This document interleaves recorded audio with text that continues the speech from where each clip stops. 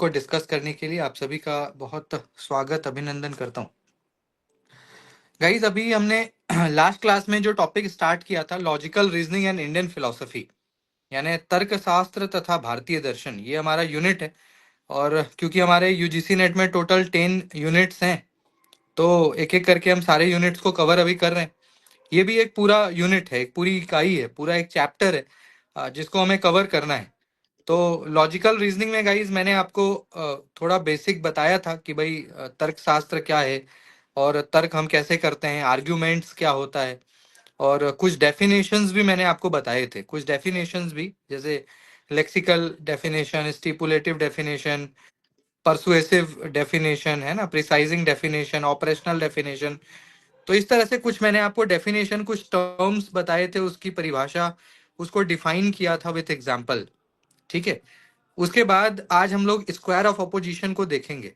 Square of opposition के बारे में भी थोड़ी बहुत बातें मैंने आपको बताई थी, बट उसको एक बार रिवाइज कराऊंगा आज मैं। और स्क्वायर ऑफ अपोजिशन को करेंगे और उसके बाद वेन डायग्राम भी आपको मैं सिखाऊंगा, वेन डायग्राम। ठीक है। तो गाइज हम लोग क्लास को स्टार्ट करते हैं। आज का क्लास जो है, पहले हम लोग स्क्वायर ऑफ ओपोजिशन आपको मैं बताऊंगा। तो गाइज स्क्वायर ऑफ अपोजिशन जो है, ये लॉजिकल रीजनिंग का एक बड़ा ही इंपॉर्टेंट हम कह सकते हैं पार्ट है, बहुत ही महत्वपूर्ण पार्ट है, जिसमें अलग अलग तरह के स्टेटमेंट्स होते हैं और उसके बीच का जो रिलेशन है उसको हमें समझना है कि डिफरेंट स्टेटमेंट्स के बीच में क्या रिलेशन है, क्योंकि इससे क्वेश्चन आपका आता है ना। इससे जो क्वेश्चन है वो निश्चित रूप से हमारा जो है आता है। तो मैं स्क्रीन आपके साथ शेयर कर रहा हूँ और हम लोग अभी देखेंगे ये टॉपिक।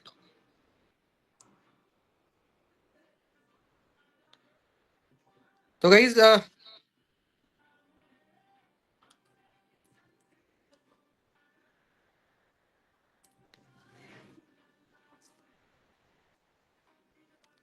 आप देख सकते हो यहाँ पे लॉजिकल रीजनिंग।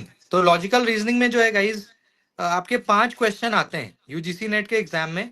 5 क्वेश्चन जो है हमारा रहता है ना, इस पर्टिकुलर मतलब टॉपिक से। 5 में से 2 क्वेश्चन आपको स्क्वायर ऑफ अपोजिशन से आता ही है। ये जो टॉपिक अभी मैं आपको पढ़ा रहा हूँ या पढ़ाने जा रहा हूँ, इससे करीब 2 प्रश्न आपका रहता है ना। तो बड़ा ही इंपॉर्टेंट है। इसमें गाइस क्या है ना कि लॉजिकल रिलेशंस को हमें समझने हैं, आपस में जो तार्किक संबंध है स्टेटमेंट्स के बीच। तो मुख्यतः अगर हम बात करें गाइस, तो इसमें क्या है ना, 4 तरह के स्टेटमेंट्स होते हैं। आपको दिख रहा होगा आपके स्क्रीन पे ये जो स्टेटमेंट्स हैं, ए ई आई ओ, ये 4 तरह के जो है स्टेटमेंट्स होते हैं। A type, E type, I type और ओ टाइप। ठीक है। A for America, E for England, I for India और ओ फॉर उड़ीसा। तो ये 4 तरह के गाइस स्टेटमेंट्स हैं। अब ए में क्या होता है ना, पहले इसको आप समझ लीजिए, फिर मैं आपको इसके बीच का रिलेशन समझाऊंगा। अगर गाइस आप यहाँ पे ए टाइप देखोगे ना, तो एक ए में ए का देखिए लिखा हुआ है यूनिवर्सल अफर्मेटिव। तो ए टाइप स्टेटमेंट का मतलब क्या होता है, जो यूनिवर्सल अफर्मेटिव है, मतलब जहां पे सभी का बोध हो। जैसे मान लीजिए कि मैं उदाहरण देता हूं कि इस क्लास के सभी स्टूडेंट दिल्ली से हैं। अगर मैं कहता हूं कि इस क्लास के सभी छात्र दिल्ली से हैं, all student of this class are from Delhi, तो इसको हम कह सकते हैं ए टाइप स्टेटमेंट। क्योंकि ए का मतलब क्या होता है, एक तो यूनिवर्सल, दूसरा अफर्मेटिव, जहां पे सभी का बोध हो। अगर इस क्लास में मान लीजिए कि 50 बच्चे हैं, मैं कहता हूं कि 50 के 50 दिल्ली से हैं, तो इसको हम लोग कह सकते हैं यूनिवर्सल और अफर्मेटिव। क्योंकि जितनी जनता है, जितने स्टूडेंट्स हैं, उन सभी का बोध हम करा रहे हैं ना, इसलिए ये ए टाइप है। इसलिए इसका नाम क्या है, यूनिवर्सल और अफर्मेटिव। अफर्मेटिव माने पॉजिटिव स्टेटमेंट, जिस स्टेटमेंट में नो, नॉट, नन, न, नहीं, इसका प्रयोग नहीं होता, तो वो पॉजिटिव है। पॉजिटिव मतलब अफर्मेटिव है। और यूनिवर्सल मतलब जहां सभी का बोध हो। या मैं कहता हूं कि इस क्लास के सभी छात्र नटखट हैं, all student of this class are notorious, are naughty. तो इसका मतलब क्या है कि क्लास में 50 अगर है, 60 लोग हैं, तो 60 के 60 का बोध हो रहा है। अगर क्लास में 60 लोग हैं तो 60 के 60 का बोध हो रहा है। इसलिए इसका नाम है ए टाइप, यानी यूनिवर्सल अफर्मेटिव। उसके बाद ई टाइप के बारे में जब हम आते हैं guys, E type, E for England. तो ई क्या है, इसका जस्ट उल्टा, यूनिवर्सल तो है लेकिन नेगेटिव है। जो ई टाइप स्टेटमेंट है गाइस, वो यूनिवर्सल तो है लेकिन क्या है, वो नेगेटिव है। इसका मतलब, जैसे उदाहरण मैं देता हूं कि इस क्लास का कोई छात्र शैतान नहीं है, इस क्लास का कोई स्टूडेंट शैतान नहीं है। No student of this class are naughty. अगर मैं ऐसा कहता हूँ गाइस कि इस क्लास का कोई छात्र नटखट नहीं है, इसका मतलब अगर क्लास में 50, 60, 70, 80 जितने लोग हैं, इस क्लास में जितने लोग हैं, चाहे 50 हो, चाहे 60 हो, 70, उन सभी का बोध हो रहा है ना। अगर मैं कहता हूं कि इस क्लास का कोई छात्र नॉटी नहीं है, तो सभी का बोध हो रहा है, 70 के 70 का बोध हो रहा है। इसलिए ये यूनिवर्सल तो है लेकिन नेगेटिव है। या मैं कहता हूं कि आपके घर पे कोई आम पका नहीं है, आपके घर का कोई आम मीठा नहीं है, इसका मतलब क्या हुआ कि आपके यहाँ पे अगर 10 आम है, 15, 20 जितने आम है, उन सभी का बोध मैं कर रहा हूँ। None of the mangoes are sweet, no mangoes are sweet. तो यहाँ पे क्या है गाइस कि यूनिवर्सल तो है लेकिन नेगेटिव है, जब हम सभी का बोध कर रहे हैं नेगेटिव वे में। इस क्लास के किसी छात्र को पर्शियन बोलना नहीं आता, मैं ऐसा कहता हूँ, no student of this class no Persian. इसका मतलब इस क्लास का कोई छात्र पर्शियन नहीं जानता। तो कोई छात्र मतलब नॉट अ सिंगल। अगर 50 बच्चे हैं तो 50 के 50 पर्शियन नहीं जानते, इसको कहते हैं यूनिवर्सल नेगेटिव। ठीक है। और तीसरा स्टेटमेंट होता है गाइस आई टाइप स्टेटमेंट। आई में क्या होता है, पर्टिकुलर अफर्मेटिव। पर्टिकुलर का मतलब क्या होता है, विशिष्ट, कुछ विशेष लोगों के बारे में जब हम बात करते हैं, या कुछ विशेष लोगों से जब हमारा बोध है। और अफर्मेटिव मतलब पॉजिटिव। मान लो मैं कहता हूं कि इस क्लास के कुछ छात्र मीठा खाते हैं, इस क्लास के कुछ छात्रों को मीठा पसंद है। Some of the student of this class like sweets, love sweets, है ना। तो अगर मैं गाइस ऐसा कहता हूं कि इस क्लास के कुछ स्टूडेंट को मीठा पसंद है, इसका मतलब क्या हुआ कि अगर क्लास में 50 की संख्या है तो 50 में 10 को मीठा पसंद हो सकता है, 50 में 15 को मीठा पसंद हो सकता है, 50 में 25, मतलब 50 में 50 को नहीं होगा, बाकी 50 में 40 को भी हो सकता है। इसलिए मैं कह रहा हूं कि इस क्लास के कुछ छात्र को मीठा पसंद है। या मैं कहता हूं कि इस क्लास के कुछ स्टूडेंट दिल्ली से हैं, some of the student of this class are from Delhi. इस क्लास के कुछ छात्र दिल्ली से हैं। इसका मतलब क्या हुआ कि अगर क्लास में 50 की संख्या है तो 50 में 40, 50 में 45, 50 में 20, यानी कुछ 50 से कम, कुछ भी कर लो, 50 से कम कुछ छात्र हैं जो दिल्ली से हैं। तो पर्टिकुलर अफर्मेटिव, जब हम कुछ लोगों की बात कर रहे हैं, सम ऑफ। और ओ टाइप में क्या होता है गाइस, पर्टिकुलर तो होता है लेकिन नेगेटिव, बस यही है, पर्टिकुलर तो होता है नेगेटिव। तो ओ टाइप मतलब जैसे मैं कहता हूं कुछ आम पके नहीं है। सपोज लेट से कि आपके यहाँ पे मान लो 10 आम है, अभी आम का सीजन आ गया, तो आपके यहाँ पे मान लीजिए 10 आम है, और उन 10 में से मान लो गाइस दो जो है ना, दो आम पका नहीं है, मीठा नहीं है। तो मैं ये कह सकता हूँ कि आपके यहाँ का कुछ आम मीठा नहीं है, क्योंकि 10 में दो मीठा नहीं है। तो मैं कह सकता हूँ ना कि आपके यहाँ का कुछ आम मीठा नहीं है, some of the mangoes are not sweet at your home, है ना। या मैं कह सकता हूँ कि इस क्लास के कुछ छात्र मुंबई से नहीं है, इस क्लास के कुछ छात्र मुंबई से नहीं है। इसका मतलब कि आप में से 2-4 लोग मुंबई से नहीं है, या 10 लोग मुंबई से नहीं है। ठीक है। तो ये सम नॉट होता है, आप देख सकते हो एग्जाम्पल भी लिखा हुआ है साथ के साथ, सम एस इज नॉट पी, कुछ एस पी नहीं है, तो साथ के साथ आपके एग्जाम्पल्स भी लिखे हुए हैं ताकि आपको कोई कंफ्यूजन ना हो। ठीक है।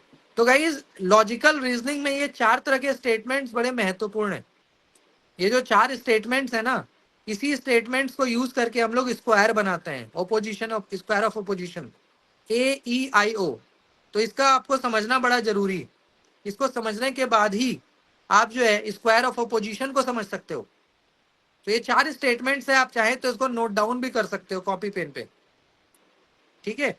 अब गाइज मैं आपको लेके चलता हूँ डायग्राम, क्योंकि डायग्राम के थ्रू ही आप समझोगे। आप देख सकते हो गाइज, ये डायग्राम आपको दिख रहा है ना यहाँ पे, ये जो यहाँ पे आपको डायग्राम दिख रहा है, इसी को कहते हैं स्क्वायर ऑफ ओपोजिशन। इस डायग्राम को क्या कहते हैं, स्क्वायर ऑफ ओपोजिशन। तो स्क्वायर क्यों कहते हैं गाइज, आप लोगों ने थोड़ा बहुत मैथमेटिक्स ज्योमेट्री पढ़ा है, थोड़ा बहुत तो सभी ने पढ़ा है। तो स्क्वायर का मतलब क्या होता है, जिसके 4 साइड्स हों। स्क्वायर का मतलब क्या होता है कि एक ऐसा क्वाड्रिलेटरल, यानी जिसके 4 साइड्स हों और चारों के चारों 90 डिग्री पे हों। आप देख सकते हो गाइज, यहाँ पे देखो आप, ए और ई के बीच जो देख रहे हो एकदम स्ट्रेट लाइन है। स्ट्रेट मतलब क्या होता है, 90 डिग्री। ई और ओ के बीच देखो एकदम स्ट्रेट, एकदम सीधा लाइन है, सीधा मतलब 90 डिग्री। ओ और आई के बीच में देखो एकदम सीधा लाइन है, सीधा मतलब 90 डिग्री, 90 डिग्री, है ना। और आई और ए के बीच में भी देखो एकदम सीधा लाइन मतलब 90 डिग्री। तो गाइस कोई भी ऐसा डायग्राम जिसके 4 साइड्स हो और चारों 90-90 डिग्री पे हो, बिल्कुल स्ट्रेट, चारों के चारों बिल्कुल स्ट्रेट हैं, तो हम उसको क्या कहते हैं? स्क्वायर कहते हैं, हिंदी में वर्ग कहते हैं, वर्ग। तो गाइस इसलिए इसका नाम पड़ गया स्क्वायर ऑफ ओपोजिशन, क्योंकि ये स्क्वायर है। अब ये कैसे ओपोजिशन क्या है वो देखिए आप देख सकते हो गाइस कि यहाँ पे जितने भी लेटर्स हैं, जैसे ए है, ए के ओपोजिशन में कौन है? ई खड़ा है। देखो आप, अगर मैं पूछूं कि ए के ओपोजिशन में कौन कौन है, तो ई है, ओ है, आई, सब तीनों आपस में ओपोजिशन में ही है। ए के उल्टे हाथ पे आई भी है, एक तरफ ए के उल्टे में ई है, एक तरफ ए के ऑपोजिट में ओ है। ऐसे ही मैं बोलूं कि ई के उल्टे में कौन है, ऑपोजिट में कौन है, तो आप देखो एक तरफ से ए है, एक तरफ से आई भी उसके ऑपोजिट ही आ रहा है, ओ भी उसके ऑपोजिट आ रहा है। तो गाइस इस डायग्राम की खासियत यही है कि सब देखो एक दूसरे के ऑपोजिट है।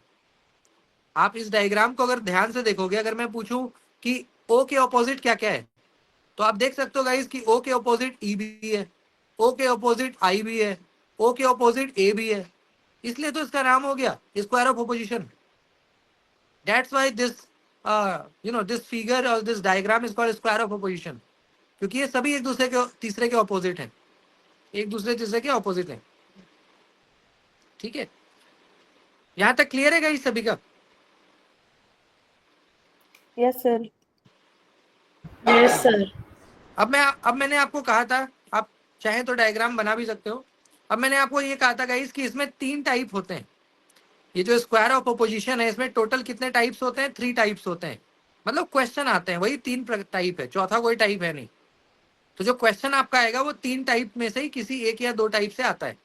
तो टाइप नंबर 1 तो खैर बहुत आसान है, उसको देखिए। तीनों टाइप आज मैं आपको करा दूंगा, है ना, तो ये खत्म हो जाएगा हमारा। तो पहला टाइप देखो आप, पहला टाइप क्या है? पहले टाइप में गाइस क्या है ना कि सभी का एग्जाम्पल आपको जानना होता है। जैसे ए का एग्जाम्पल मैंने अभी कहा, तो किसी एक एग्जाम्पल को हम उठाते हैं, किसी एक एग्जाम्पल को हम लोग पकड़ते हैं। जैसे मान लीजिए सभी आम मीठे हैं, ऐसा हम कहते हैं, ऑल मैंगोज आर स्वीट, तो ये ए टाइप में हो गया, क्योंकि ए का मतलब क्या होता है? Universal affirmative.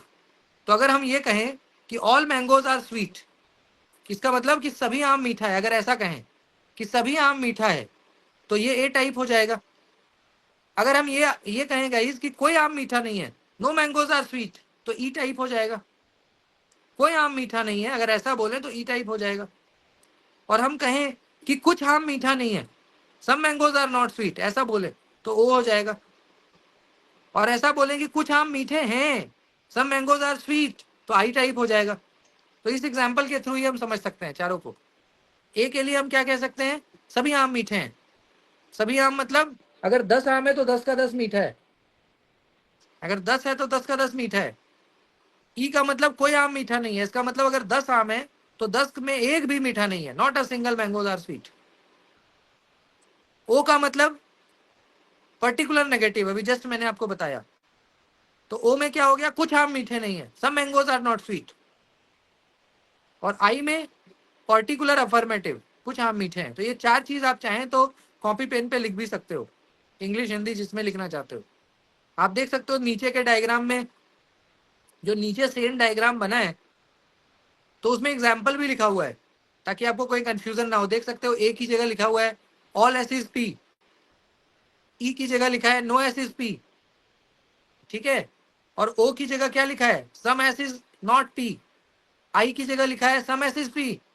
तो चार स्टेटमेंट्स हैं, ए ई ओ आई, 4 स्टेटमेंट्स हैं, ठीक है। अब इन चारों के बीच के रिलेशन को समझते हैं।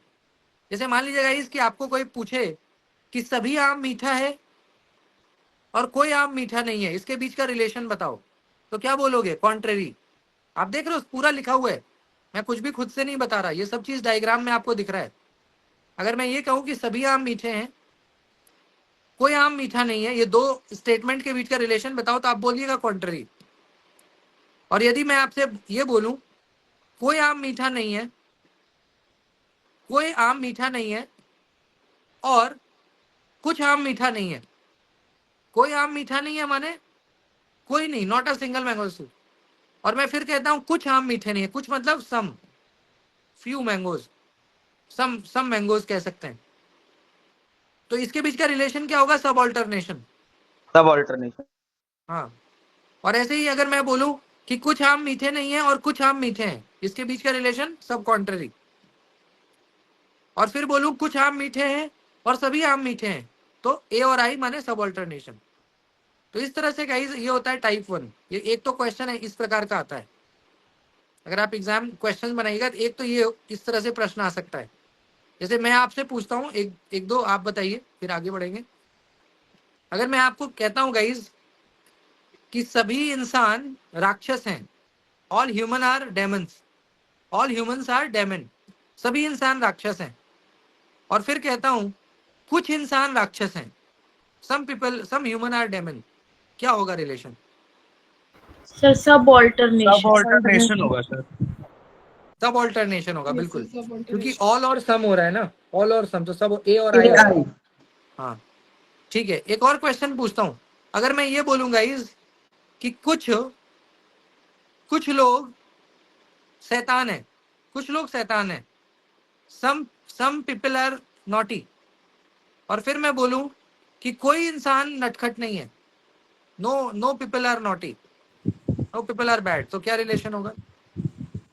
सब कंट्री सब कॉन्ट्राडिक्टरी होगा sir. Contradiction. Sir contradictory. Contradictory होगा, कॉन्ट्राडिक्शन, हाँ, क्योंकि मैंने कहा कि कुछ लोग शैतान है यानी आई, और फिर मैंने कहा कोई शैतान नहीं है यानी ई, तो आई और ई के बीच का क्या रिलेशन है? कॉन्ट्राडिक्टरी। तो ये एक तो ये होता है, ठीक है, यहाँ तक क्लियर है सभी का? यहाँ तक में कोई डाउट है तो बताइए। क्लियर है सर। नो इसके सर। बाद कोई डाउट होगा तो आपको बताना है। इसके बाद गाइस दूसरे टाइप पे आइए। दूसरा टाइप क्या होता है? दूसरा टाइप भी इसी से रिलेटेड है, कुछ नया नहीं है। दूसरे में क्वेश्चन क्या आता है यूजीसी नेट में कि आपको एक स्टेटमेंट दे देगा और उसको बोलेगा कि उसका कॉन्ट्राडिक्टरी बताओ, ऑप्शन 4 रहेंगे। जैसे मान लो मैं कहता हूं कि सभी लोग भ्रष्ट हैं, सभी अधिकारी भ्रष्ट हैं, ऑल ऑफिसर्स आर करप्ट। मैं क्या कहता हूं? सभी अधिकारी भ्रष्ट हैं, और फिर मैं कहता हूं कि इसका मुझे आप कॉन्ट्राडिक्टरी बताओ। सभी अधिकारी भ्रष्ट हैं का कॉन्ट्राडिक्टरी स्टेटमेंट क्या बनेगा, बताइए? कुछ अधिकारी भ्रष्ट नहीं है। कुछ अधिकारी भ्रष्ट नहीं है। हाँ, some officials are not corrupt, some officers are not corrupt, ठीक है। ऐसे ही अगर मैं आपसे पूछूं, अगर मैं कहता हूं कि कोई शिक्षक कामचोर नहीं है, मान लीजिए मैं कहता हूं कोई शिक्षक कामचोर नहीं है, और मैं बोलता हूं इसका कॉन्ट्ररी बताइए, क्या होगा? कोई शिक्षक कामचोर नहीं है का कॉन्ट्ररी क्या होगा स्टेटमेंट? सभी शिक्षक कामचोर हैं। कुछ सर सभी शिक्षक कामचोर हैं।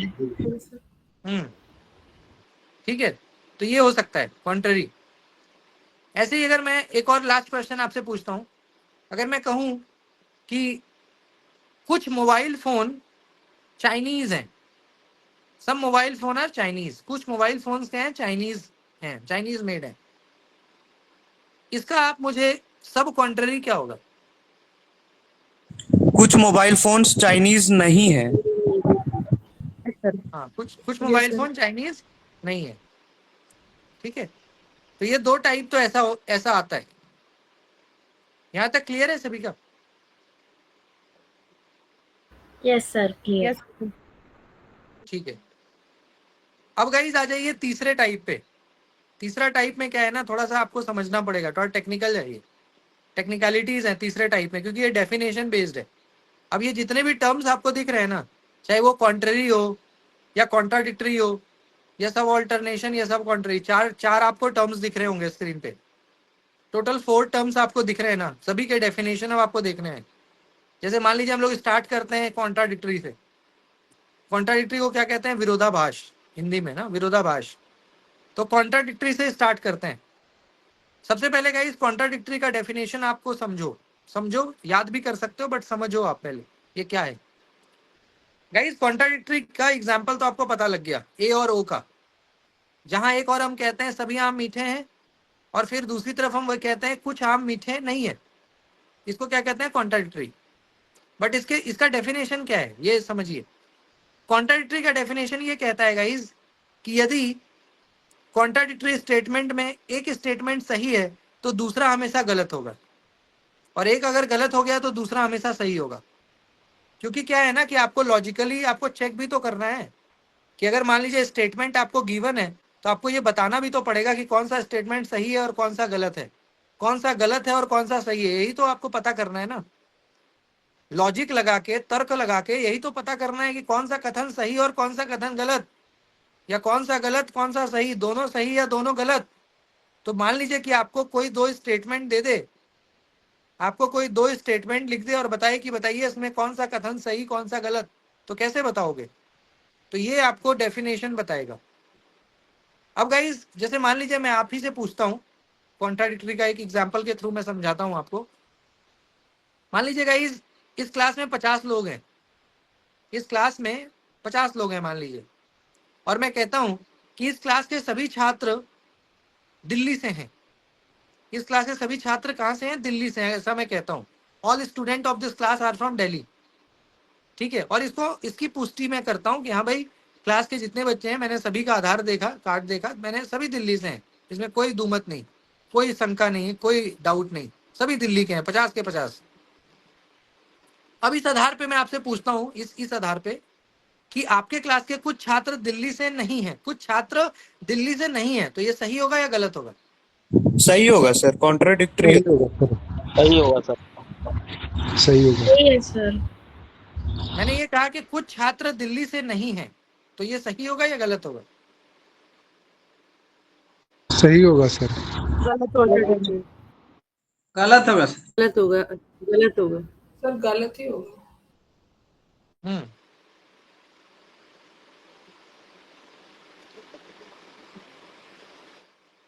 गलत होगा।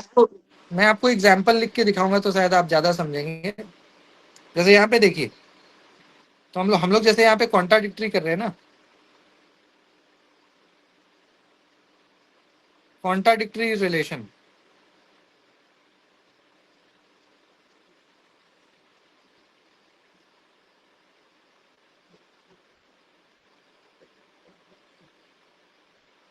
मान लीजिए गाइस मैंने यहाँ पे जो आपको बोला वो मैं लिख के बोलता हूँ। मैंने कहा कि सभी छात्र दिल्ली से हैं, ऐसा मैं कहता हूँ, ठीक है। सभी छात्र, all student are from Delhi, ये क्या हो गया? A type statement. सभी छात्र कहाँ से हैं? All student are from Delhi. और मैं फिर कहता हूँ इसका जस्ट कॉन्ट्राडिक्टरी, यानी कुछ छात्र दिल्ली से नहीं है, ऐसा मैं कहता हूँ।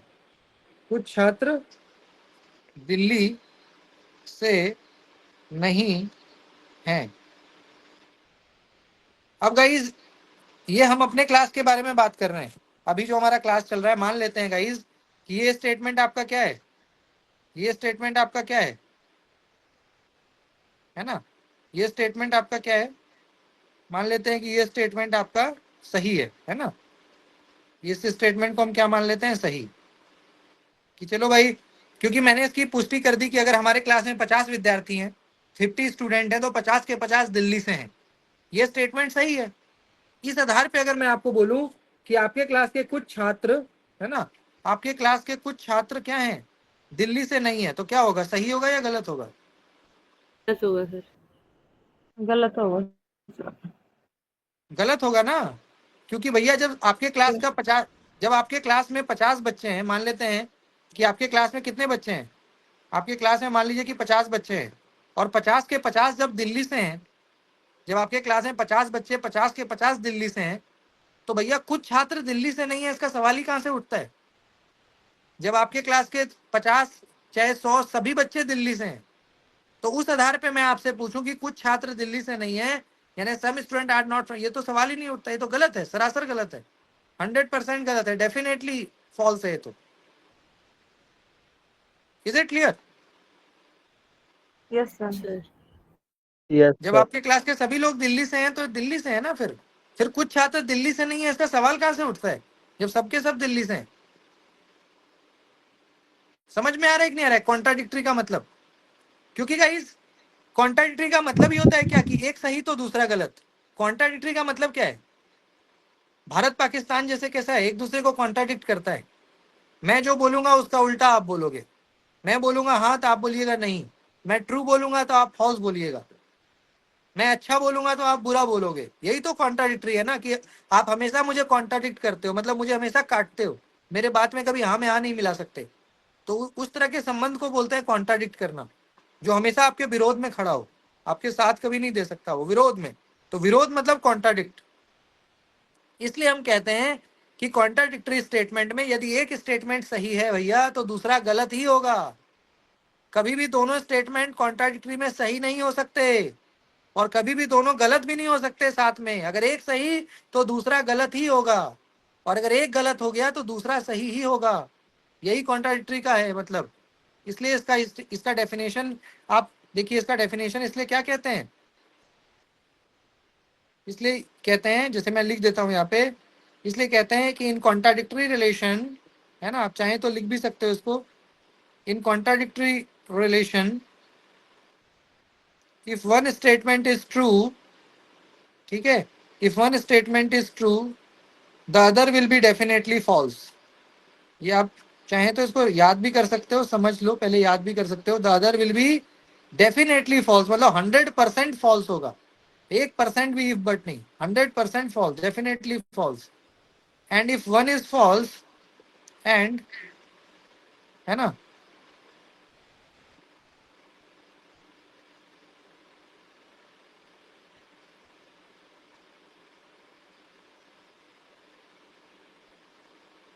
If one is false the other will be true.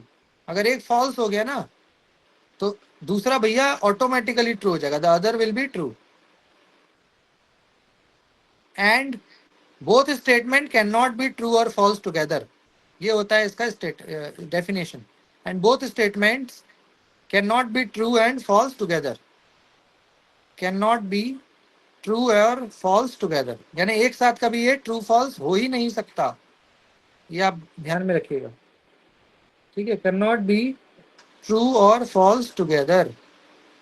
इसलिए इसको क्या कहते हैं, इसलिए इसको कहते हैं कॉन्ट्राडिक्टरी, कॉन्ट्राडिक्शन, है ना, क्योंकि दोनों एक दूसरे में क्या होता है, विरोधाभास होता है, ठीक है।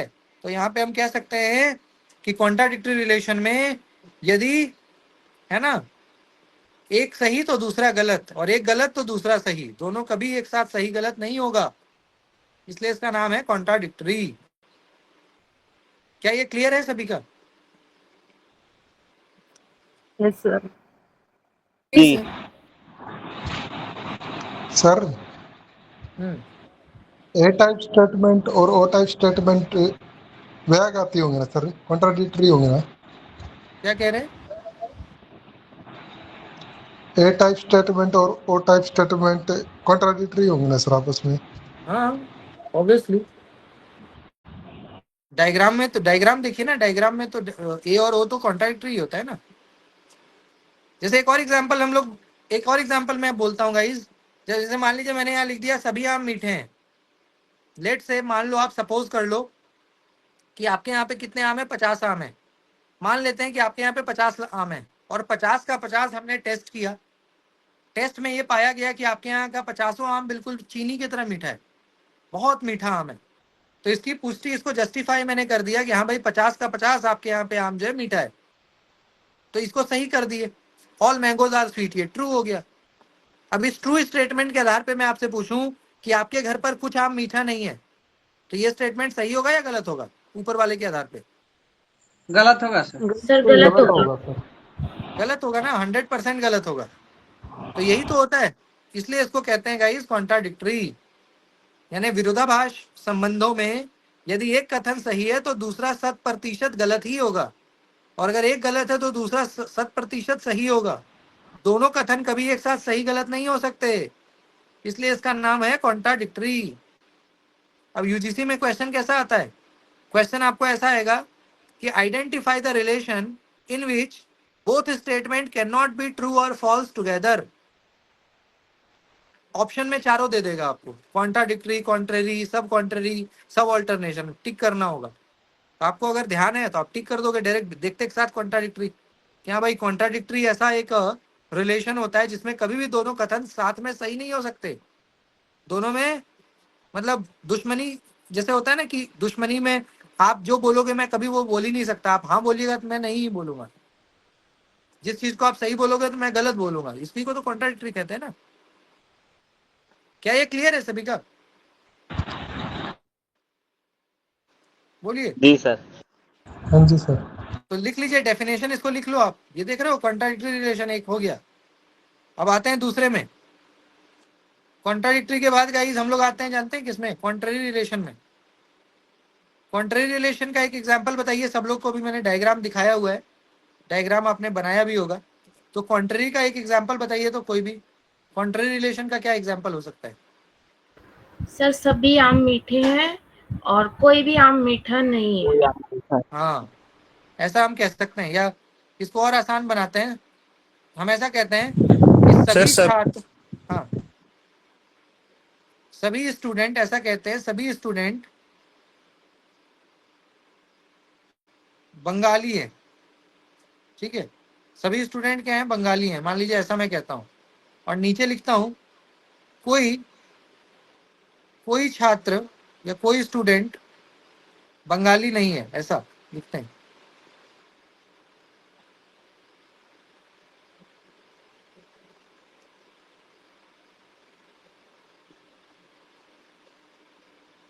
अब गाइस देखो, क्या इसको कॉन्ट्ररी कह लें? ये ए और ई है ना, ऊपर वाला ए और नीचे वाला ई, क्या है या नहीं है? बोलिए। ये एग्जाम्पल कॉन्ट्ररी का है, ए और ई। हाँ जी सर। यस। अब इसके बीच का रिलेशन समझो आप। मान लेते हैं गाइस कि हमारे क्लास में 50 बच्चे हैं। मान लेते हैं कि हमारे क्लास में 50 स्टूडेंट्स हैं, और उन 50 स्टूडेंट्स के बारे में मैं ये दावा कर रहा हूँ, आप सभी का आधार कार्ड मैंने चेक किया और मैंने ये पाया कि आप सभी लोग कहाँ से हैं? बंगाल से हैं, बंगाली हैं। मान लेते हैं कि इसको सही मान लेते हैं, चलो। मैंने इस कथन को वेरीफाई करके सही मान लिया कि हाँ भाई, इस क्लास के सभी स्टूडेंट क्या हैं? बंगाली है। मान लिया, सही है, 100% सही है। अब इस आधार पे मैं आपसे पूछूं, ऊपर वाले के आधार पे, कि इस क्लास का कोई छात्र बंगाली नहीं है, सही या गलत? गलत है सही सर, बताइए। गलत है सर। गलत सर। गलत होगा ना भैया। जब ऊपर ऊपर में मैंने कह दिया कि सभी स्टूडेंट बंगाली हैं, तो नीचे तो इसका जस्ट उल्टा बात कर रहा है, कोई छात्र बंगाली। ये तो बेकार की बात हो गई। जब सभी छात्र बंगाली, तो ये क्या कहेंगे? गलत इसको बोलेंगे। यानी एक बात तो हमें पता लग गया कि कॉन्ट्ररी रिलेशन में भी यदि एक कथन सही है तो दूसरा गलत होगा। ये बात तो ठीक है, यहां तक तो ठीक है मामला। यहां तक क्लियर है सभी का? कॉन्ट्ररी में एक बात समझ आ गया? जी सर। अब इसको उल्टा जी। कर देते हैं। जैसे मान लीजिएगा इस बार इसको गलत कर देते हैं। एक चलो, किसमें 2 केस बनेगा। अब इस बार इसको गलत कर देते हैं। आपने कहा कि सर इस क्लास के सभी स्टूडेंट ना बंगाली हैं। मैंने कहा अच्छा। मैंने आप सभी का आधार कार्ड चेक किया, वोटर वगैरह, तो मैंने पाया कि इस क्लास के 5 बच्चे जो है ना, वो बिहार से हैं। बाकी बचे हुए बंगाल से हो सकते हैं, बट 5 लोग बिहार से हैं, मतलब 5 लोग नॉन बंगाली हैं। इस आधार पे मैंने आपका स्टेटमेंट गलत कर दिया। इसका मतलब कि सभी स्टूडेंट बंगाली है, ये गलत है इस बार। क्यों? क्योंकि मैंने जब जांच किया, इन्वेस्टिगेट किया, तो मैंने पाया कि 50 में 5 लोग तो बिहार से हैं, वो तो बंगाल से उनका कोई नाता नहीं। तो ऐसे में मैंने इस स्टेटमेंट को गलत कर दिया कि आप गलत बात कर रहे हैं। सभी छात्र बंगाली नहीं है, कुछ छात्र बिहारी भी है। तो सभी छात्र बंगाली हैं, इस बार गलत हो गया ये। ठीक है मामला? अब इस आधार पे बताइए, नीचे वाला, कोई छात्र बंगाली नहीं है, ये क्या होगा? लॉजिक सही लगाइए। होगा सर, सही होगा सर। सही होगा सर। सही होगा, गलत होगा, या डाउटफुल होगा? क्या होगा? एक डाउटफुल भी होता है, जहाँ पे आप कंफ्यूज हो तो डाउटफुल होगा सर। डाउटफुल हो गया। क्यों होगा ये भी बताइए। गलत है तो क्यों है? डाउटफुल है तो क्यों है? लॉजिक बताइए, क्यों ऐसा लग रहा है आपको गलत है? लॉजिक बताइए उसके पीछे। या डाउटफुल लग रहा है तो क्यों? रीजन बताइए। सर क्योंकि आपने चेक किया था कि सारे छात्र बंगाली नहीं है, कुछ बिहारी हैं। कुछ उस बिहारी है, तथ्य ठीक है। पे जी सर। तो कोई छात्र बंगाली नहीं है, ये सही होगा, गलत होगा, या डाउटफुल होगा? सर ये डाउटफुल होगा। क्या होना चाहिए? देखिए, सही होगा। सर सही होगा, डाउटफुल होगा। दिमाग लगाइए, सोचिए एक बार, क्या होना चाहिए? ठीक है गाइज, एक चीज समझो आप, कि मैंने ये कहा कि सभी छात्र बंगाली, ये गलत है। तो एक चीज हमेशा ध्यान रखिएगा कि कोई भी गलत स्टेटमेंट है, मान लीजिए कोई स्टेटमेंट गलत है, तो गलत सूचना के आधार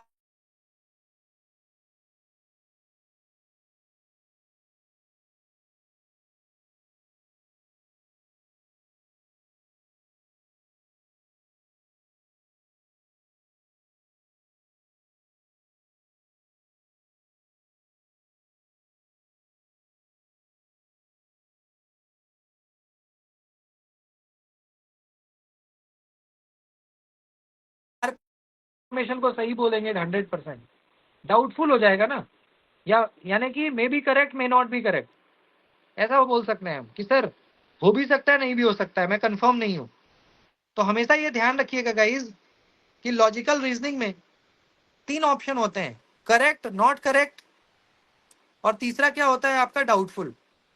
इसका मतलब कि यदि आप ऐसी स्थिति में है जहां पे आप 100% क्लियर नहीं है, जहां पे आप 100% जो है आश्वस्त नहीं है, 100% कंफर्म नहीं है, तो आप डाउटफुल बोलेंगे, ना कि ट्रू और फॉल्स। क्योंकि लॉजिकल रीजनिंग में गाइज सही तभी होता है जब 100% आप अश्योर हैं, एकदम ठोक के बोल सकते हैं कि हाँ सर ये सही है, तो ही ट्रू। अगर आपको 1% भी डाउट है, जैसे यहाँ पे देखो ये बड़ा डाउट हो गया ना, क्योंकि हमने पहला स्टेटमेंट गलत कर दिया। ऐसे में क्या होता है ना कि पूरा मामला फिर डाउटफुल हो जाता है, क्योंकि कोई स्टेटमेंट गलत हो जाए तो उसके साथ वाले स्टेटमेंट को सही कहना थोड़ा संदेहास्पद हो जाता है, क्योंकि प्रूव नहीं कर पाओगे आप प्रूव नहीं कर पाओगे ना, कैसे प्रूव करोगे कि कोई छात्र बंगाली नहीं है, लैक ऑफ इंफॉर्मेशन वाला केस हो गया ना। तो ऐसे में ये डाउटफुल होगा, क्या होगा, ये डाउटफुल होगा। ठीक है, समझ में आया क्यों डाउटफुल है ये?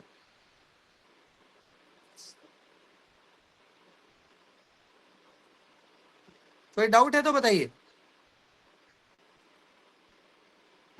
सर आपकी आवाज नहीं आई थी बीच बीच में, एक बार फिर से इसको बोल यस सर, दीजिए। रुक गई थी सर एक बार तो बीच में, जब आप क्वेश्चन समझा रहे सर आपकी वॉइस नहीं आ रही थी। हाँ, मैं ये कह रहा हूँ, मैं यहाँ पे ये कह रहा हूँ कि जो कॉन्ट्ररी रिलेशन होता है, जो कॉन्ट्ररी का मतलब तो पता है ना, डायग्राम आपने सबने ने देखा। तो कॉन्ट्ररी में क्या एग्जाम्पल हो सकता है, यानी कॉन्ट्ररी मतलब ऊपर वाला, ए और ई, ए और ई। तो ए और ई की हम बात कर रहे हैं गाइस, तो ए और ई का एग्जाम्पल मैंने लिख दिया, सभी छात्र बंगाली हैं और कोई छात्र बंगाली नहीं है। मान लेते हैं गाइस कि सभी छात्र बंगाली है, इसको हम गलत मान लेते हैं। जैसे मान लीजिए कि इसी क्लास की बात करते हैं, इस क्लास में मान लो 50 लोग हैं, और मान लेते हैं गाइस कि 50 में 4-5, मान लेते हैं कि इस क्लास में 50 में 4-5 जो है ना वो बिहार से, बिहारी। इस क्लास में 4-5 लोग कहाँ से, बिहारी हैं। तो इसका मतलब ऊपर वाला गलत हो गया। अगर आपके क्लास में 4-5-6 विद्यार्थी बिहारी है या दलहाइत है, तो ऐसे में तो आप ये नहीं ना कह सकते कि मेरे क्लास में सब सारे छात्र बंगाली हैं, तो ऊपर वाला गलत हो गया। यस और नो, बताइए। Yes sir. Yes sir. जी सर। ठीक है, क्योंकि सभी का मतलब तो सभी होता है ना। अगर क्लास में 50 लोग हैं तो 50 का 50 को बंगाली होना पड़ेगा, वो बात तो है नहीं। तो ऊपर वाला मान लेते हैं कि गलत है, सभी छात्र बंगाली हैं, ये गलत है। इस आधार पे मैं आपसे पूछ रहा हूँ कि क्या आपके क्लास का कोई छात्र बंगाली नहीं है, तो सही होगा, गलत होगा या डाउटफुल होगा, मैं ये आपसे पूछ रहा था। ये क्या होगा, ये शंका है सर। डाउटफुल ये डाउटफुल होगा सर। सर, ये डाउटफुल होगा। गाइज इसको यही समझिए आप कि जब भी मान लीजिए आपके पास 2 स्टेटमेंट है और 2 में से एक स्टेटमेंट मान लीजिए कि गलत है, तो किसी गलत इंफॉर्मेशन के आधार पे, किसी गलत सूचना के आधार पे किसी दूसरे सूचना को आप सही या गलत कैसे बोलेंगे? नहीं बोल सकते ना। कोई गलत, मान लीजिए कि आपको, आपके पास कोई सूचना है जो गलत सूचना है, आपके पास कोई सूचना है जो गलत है, तो उस सूचना के आधार पे आप कैसे किसी पे दावा पेश कर सकते हो कि भैया ये सही ही होगा? तो नहीं कर सकते ना। तो ऐसे में ये डाउटफुल ही होगा हमेशा, क्योंकि ऊपर वाला गलत हो गया। तो गलत इंफॉर्मेशन के आधार पे जब आप दूसरे इंफॉर्मेशन को चेक करोगे तो वो संदेहास्पद ही होगा, क्योंकि आप दावा पेश नहीं कर सकते, आप क्लेम नहीं कर सकते कि हाँ सर ये सही ही होगा या ये गलत ही होगा। ऐसा आप दावा पेश नहीं कर सकते। क्यों? क्योंकि ऊपर का इंफॉर्मेशन ही गलत है। सभी छात्र बंगाली हैं, ये गलत है। तो गलत के आधार पे कैसे किसी को सही बोला जाए, इसलिए डाउटफुल होगा। ठीक है, is it clear? Yes sir. Yes sir. एक और हाँ, जी बहुत सर। इजी है गाइस, बहुत इजी है। अगर मान लीजिए मैं यहाँ पे लिखता हूँ एक एग्जांपल, मान लीजिए मैं लिखता हूँ यहाँ पे कि सभी आम, क्या लिखता हूँ, सभी आम मान लीजिए लिख देते हैं, सभी आम मीठे हैं। ठीक है, और मैं यहाँ पे लिखता हूँ कोई आम मीठा नहीं है। सेम को रिपीट करते हैं, कोई आम मीठा नहीं है, ऐसा लिखता हूँ।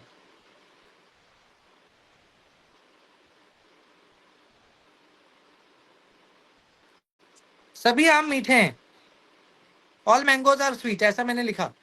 सभी आम मीठे हैं। मान लेते हैं गाइस, ऊपर जैसे मैंने लिखा है ना 50, इसको चलिए 100 कर देते हैं। मान लीजिए गाइस 100 आम है, आपके घर पे कितना आम है? 100, 100 मैंगोज आर देयर। और मैंने 100 के 100 आम को टेस्ट किया, तो मैंने पाया कि आपके यहाँ का कुछ आम मीठा नहीं है। मान लो मैंने 100 का 100 टेस्ट किया और मैंने पाया कि 100 में कुछ, मतलब 7, 8, 10, 15 कुछ भी मान लो, 100 में 10 मान लो कि मीठा नहीं है। तो भैया जब 100 में 10 आपका मीठा नहीं है, तो ये तो सही नहीं ना होगा, ये तो गलत हो गया ना, तो रॉन्ग हो गया। यस और नो बताइए। अगर आपके यहाँ पे 100 में से 10-12 आम मीठा नहीं है, तो सभी आम मीठा है, इसको सही तो नहीं लिख सकते, गलत लिखना पड़ेगा, कुछ आम मीठा नहीं है। अब इस इंफॉर्मेशन के आधार पे गाइस नीचे वाला बताओ, अगर मैंने ये कह दिया कि सभी आम मीठे हैं, ये गलत है, तो इस आधार पे आप ये बताइए कि आपके घर का कोई आम मीठा नहीं है, इसको आप सही मानोगे, गलत मानोगे कि डाउटफुल मानोगे? डाउटफुल है सर डाउटफुल सर। डाउटफुल।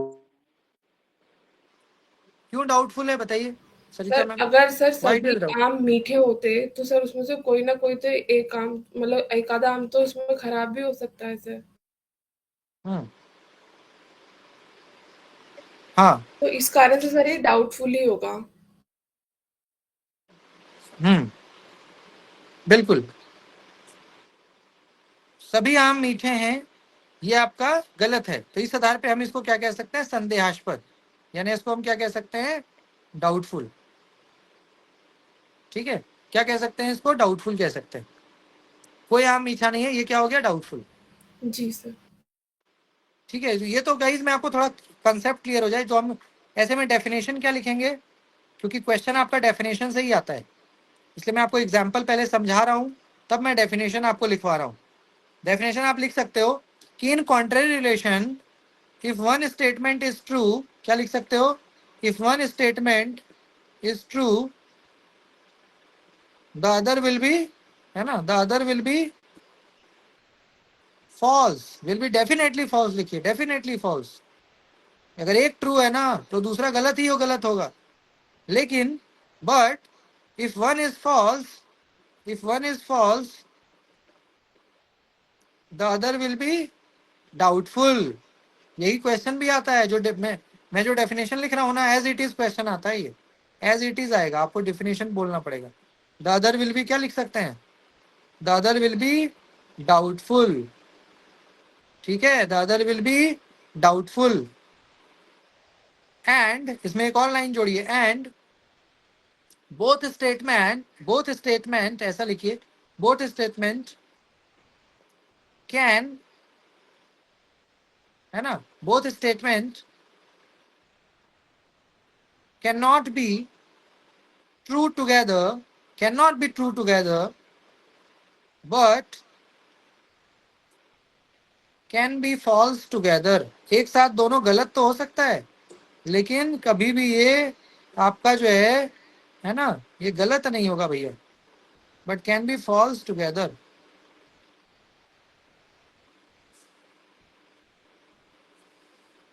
ये लिख लीजिए कॉन्ट्ररी का, इसी का आपको क्वेश्चन आता है। In contrary relation if one statement is true the other will be definitely false, but if one is false the other will be doubtful, and both statement can not be true together but can be false together. क्योंकि contrary है ना, contrary में भी दोनों guys एक साथ कभी true नहीं होगा। हाँ, लेकिन कभी किसी केस में फॉल्स हो सकता है, क्योंकि देखो डाउटफुल का मामला है ना, तो डाउटफुल का मतलब क्या होता है? Can be true, can be false, सही भी और गलत भी हो सकता है, मुझे नहीं पता। तो डाउटफुल मतलब क्या होता है? ट्रू भी हो सकता है, गलत भी हो सकता है, डिपेंड्स अपॉन द सिचुएशन। तो इसलिए हम यहाँ लिख रहे हैं डेफिनेशन में कि ये जो दोनों स्टेटमेंट हैं, ट्रू तो कभी नहीं होगा, बट कुछ ऐसे केसेस हैं जहां पे फॉल्स हो सकते हैं, इसलिए मैंने लिख दिया कैन बी फॉल्स टुगेदर। अब आपको यूजीसी क्या करेगा? कंफ्यूज करने के लिए यही क्वेश्चन ज्यादा देता है, कॉन्ट्ररी वाला, क्योंकि इसमें स्टूडेंट कंफ्यूज हो जाते हैं थोड़ा। अब वो क्वेश्चन क्या देगा आपको? Identify the relation in which one statement is true, the other will be false, and if one is false, the other will be doubtful, and both statement cannot be true together but false together. अब ऐसा लिख देगा कि both statement cannot be true together, यहाँ तक तो ठीक है, but can be false together। अब उसमें ऑप्शन दे देगा आपको, यही क्वेश्चन आया भी है लास्ट ईयर कॉन्ट्ररी, ठीक है।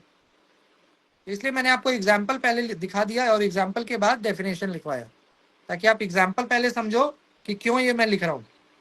अब किसी को डाउट है तो बताइए।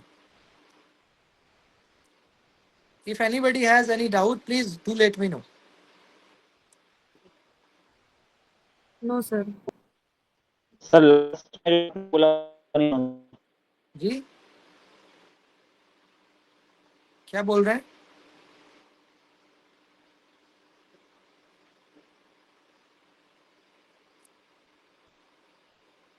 क्या बोल रहे हो आप? मुझे सुनाए, समझ में आ गया? कोई डाउट है तो बताइए। Is it clear? Excuse me sir. जी यस सर। दोनों फॉल्स हाँ, हो निधि मैम सकते बताइए। Nidhi ma'am please yes sir. तो अगर ऐसा भी एग्जांपल दे सकते हैं जहाँ पे हम दोनों को फॉल्स करा सकते हैं, मतलब ऐसा भी कुछ आता होगा मे बी एग्जांपल। हाँ, आप इसको मैम ये समझिए ना कि जो डाउटफुल है ना मैम, तो डाउटफुल का मतलब ये होता है ना कैन बी ट्रू और false together. Can be true और फॉल्स, डाउटफुल का मतलब ये होता है। अगर आप किसी चीज को लेके डाउट में है, मान लीजिए कि आप किसी चीज को लेकर के डाउट में हो, तो डाउट का मतलब क्या होता है कि आपको ये तो नहीं पता कि हाँ होगा या नहीं होगा। मान लो आपने यूजीसी नेट का एग्जाम दे दिया, आपने यूजीसी नेट का पेपर दे दिया, रिजल्ट आया नहीं, तो आप डाउट में हो कि यार एग्जाम तो अच्छा गया है, मेरा हो सकता है, बट 1% चांस है कि न भी हो। तो this is the case of doubtful. Doubtful का मतलब क्या है कि जब आप क्लियर नहीं हो, तो ऐसे में 50% ट्रू 50% फॉल्स ये चलता रहता है माइंड में कि हो भी सकता है नहीं भी हो सकता है। तो इसलिए मैंने ये कहा मैम कि कुछ ऐसे सिचुएशन हो सकते हैं जब आपका जो स्टेटमेंट है वो सही भी हो सकता है और कुछ स्टेटमेंट ऐसा है जो फॉल्स भी हो सकता है, इसलिए तो डाउटफुल। डाउटफुल का मतलब ये can be true can be false, इसलिए हम मान के इसलिए मैंने कैन का यूज किया है, मैंने डेफिनेटली का यूज नहीं किया।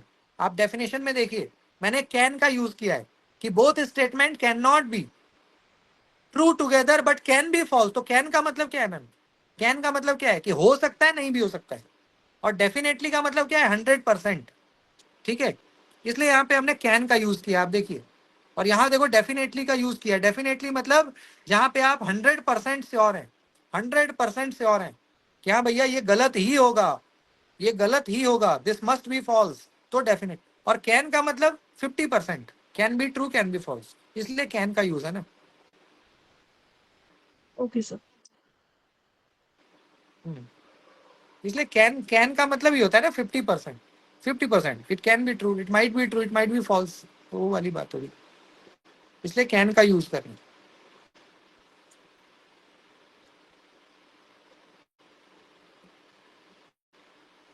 क्लियर है गाइस ये? Yes sir. जी सर।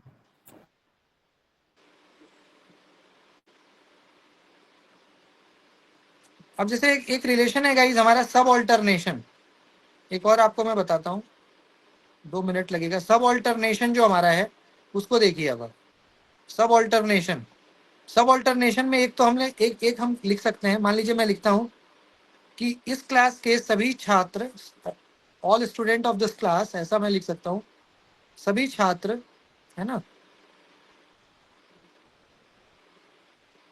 दिल्ली से हैं, ऐसा लिखता हूँ मैं। यही है गाइस सब ऑल्टरनेशन का एक एग्जांपल क्या हो सकता है बताइए एनीबॉडी? सभी छात्र दिल्ली से हैं, इसका सब ऑल्टरनेशन स्टेटमेंट क्या होगा बोलो? कुछ छात्र दिल्ली से हैं। इसका सब ऑल्टरनेशन हम क्या बोलेंगे, some students are from Delhi. Delhi है ठीक सर। है, कुछ छात्र दिल्ली से हैं, इसको हम ये बोलेंगे ना।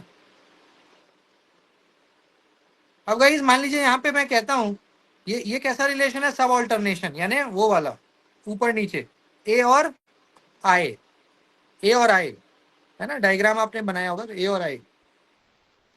अब मान लीजिए गाइस कि यहाँ पे हम इसको सही कर देते हैं, इस बार हम इसको सही कर देते हैं। मान लो गाइस कि इस क्लास में 100 लोग हैं, इस क्लास में कितने लोग हैं, 100 लोग हैं, और मैं कहता हूँ कि इस क्लास के सभी लोग दिल्ली से हैं। मैंने वेरीफाई कर दिया उसको, सभी के Aadhaar card, voter card, PAN card देखा, मैंने पाया कि सब लोग दिल्ली से हैं, सबका पता दिल्ली का है, सब दिल्ली के हैं। तो मैंने इसको सही बोल दिया कि इस क्लास के सभी छात्र दिल्ली से, सही है। इस आधार पे मैं आपसे पूछूं कि आपके कुछ छात्र दिल्ली से हैं, आपके क्लास के कुछ छात्र दिल्ली से हैं, ये सही होगा, गलत होगा, डाउटफुल होगा, क्या होगा बताइए? गलत होगा सर। गलत होगा सर। गलत होगा क्या बात कर रहे सर हैं? गलत होगा सर। अरे भैया जब आपके क्लास के सभी लोग दिल्ली से हैं तो कुछ तो दिल्ली वाले ही होंगे। जी जब सही 100 का, होगी, कुछ दिल्ली से हैं बिल्कुल। अगर आपके क्लास में 100 लोग दिल्ली का हैं और 100 में से मैंने मान लीजिए मैंने कहा कि इस क्लास का सभी छात्र दिल्ली का है, अब मैं आपसे पूछता हूँ कि बताइए अंकित जी कहाँ से हैं, तो आप बोलोगे सर ऑब्वियसली दिल्ली। मैं पूछता हूँ निधि मैम जी कहाँ से हैं, सर। आप बोले सर ऑब्वियसली दिल्ली। जब सभी दिल्ली का है तो दिल्ली, चाहे मैं किसी के बारे में भी पूछूं, सभी दिल्ली के ही तो होंगे। जब इस क्लास के सभी लोग दिल्ली से हैं तो मैं किसी एक के बारे में पूछता हूँ कि बताइए इस क्लास में सरिता मैम है, सरिता मैम कहाँ से, तो बोलिएगा दिल्ली। या मैं चतुर्भुज सर के बारे में, तो दिल्ली, क्योंकि सभी लोग दिल्ली से है ना। तो ऐसे में कुछ छात्र दिल्ली से हैं, ये तो डेफिनेटली ट्रू होगा, इसमें तो कोई संकोच ही नहीं है, ये तो डेफिनेटली ट्रू होगा। Is it clear? Yes sir. अब इसको हम लोग गलत कर देते हैं, मान लेते हैं गाइस ये गलत है इस बार। सभी छात्र दिल्ली से हैं, ये क्या हो गया, गलत। सभी छात्र दिल्ली से हैं, ये क्या हो गया, गलत हो गया, गलत है ये इस बार। यानी मैंने ये वेरीफाई किया तो मैंने पाया कि 100 में से 5-10 बच्चे डिफरेंट स्टेट्स के हैं, कुछ तेलंगाना से हैं, कुछ कर्नाटका से हैं, तो कुछ यूपी से भी हैं, एमपी वगैरह से हैं, उत्तराखंड से हैं, है ना, हिमाचल प्रदेश से हैं। तो मैंने पाया कि कुछ छात्र दिल्ली से नहीं है, तो इसको मैंने इस बार गलत कर दिया। अब इस बेस पे मैं आपसे पूछूं कि आपके क्लास के कुछ छात्र दिल्ली से हैं, तो ऐसे में ये सही होगा, गलत होगा या डाउटफुल होगा?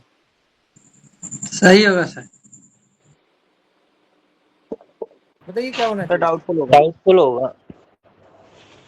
ऑब्वियसली डाउटफुल होगा ना, क्योंकि गाइस जब ऊपर का इंफॉर्मेशन गलत है तो गलत इंफॉर्मेशन के आधार पे दावा पेश तो नहीं कर सकते ना आप। और लॉजिकल रीजनिंग में क्या है, जब तक आप दावा पेश नहीं कर सकते तब तक सही गलत कहना ठीक नहीं है। आप ऊपर का जो इंफॉर्मेशन है वो क्या है, गलत है, रॉन्ग है, तो रॉन्ग इंफॉर्मेशन के आधार पे आप क्लेम तो नहीं कर सकते ना, क्लेम नहीं कर सकते, ऐसा सही ही होगा, प्रूव नहीं कर सकते, क्योंकि ऊपर का इंफॉर्मेशन गलत है। तो गलत सूचना के आधार पे बोल रहा हूं, इसलिए इसको क्या बोलेंगे, इसको हम डाउटफुल यानी संदेहास्पद बोलेंगे, डाउटफुल बोलेंगे ना, डाउटफुल। ठीक है, तो गाइस इसका डेफिनेशन अब आप लिख सकते हो, बहुत इजी है ये। इन सब alternation if one statement is true,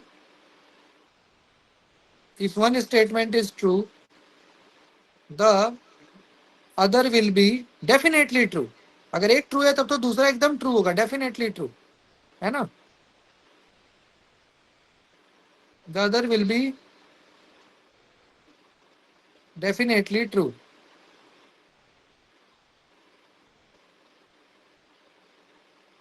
And if one is false,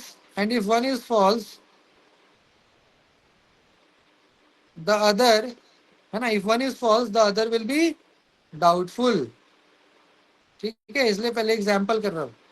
and both statement can be true together, इस बार देखिए कॉन्ट्री का उल्टा हो गया, both the statement can be true together but can not be false together. अब ये question क्या है ना, एज इट इज आएगा आपको एग्जाम में, but can not be false together. अब ये क्वेश्चन आपको एज इट इज आएगा और आपको ऑप्शन में चारों दे देगा, बोलेगा बताइए कौन सा रिलेशन है। तो सब ऑल्टरनेशन में हम ये कह सकते हैं कि यदि एक सही तो दूसरा डेफिनेटली ट्रू, बट एक गलत तो दूसरा डाउटफुल। इसलिए दोनों एक साथ सही तो हो सकता है बट एक साथ गलत नहीं हो सकता, ऐसा हम कह सकते हैं। ठीक है, is it clear? Yes sir. Yes sir. चलिए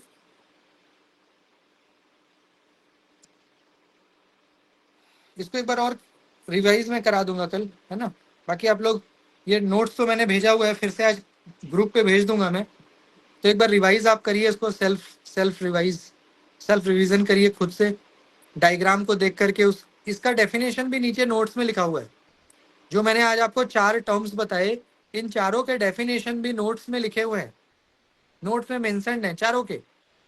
तो आप उसके डेफिनेशन को भी देख सकते हो। एक बार रिवाइज करिए, कल के क्लास में मैं आपको एक बार फिर से ये वाला जो डेफिनेशन है उसको रिवाइज करवाऊंगा, उसकी पुनरावृत्ति करवा दूंगा कल के क्लास में, तो ये क्लियर हो जाएगा।